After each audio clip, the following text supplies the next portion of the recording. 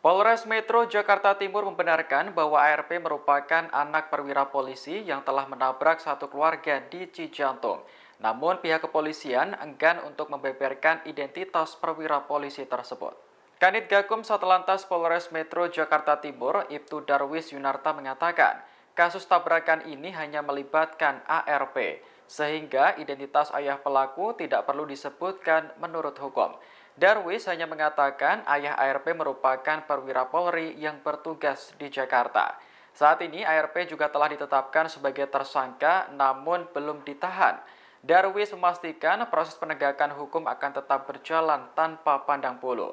Adapun kasus tabrakan ini sudah terjadi sejak Juli 2022 lalu, tepatnya di Jalan RA Fadilah Cijantung. Kala itu, korban bernama Giuseppe mendatangi lokasi karena ditelepon orang tuanya. Rupanya, mobil yang dikendarai orang tua Giuseppe mogok di jalan. Hanya dalam waktu 5 menit setelah Giuseppe tiba dan memeriksa mesin mobil, ia sekeluarga langsung ditabrak oleh ARP. Kerasnya tabrakan bahkan sampai membuat dirinya dan sang ayah terpental. Setelah dibawa ke rumah sakit, ARP dan keluarga datang dengan maksud untuk bertanggung jawab. Namun hingga saat ini, Giuseppe menyebut pihaknya belum menerima ganti rugi seperti yang dijanjikan.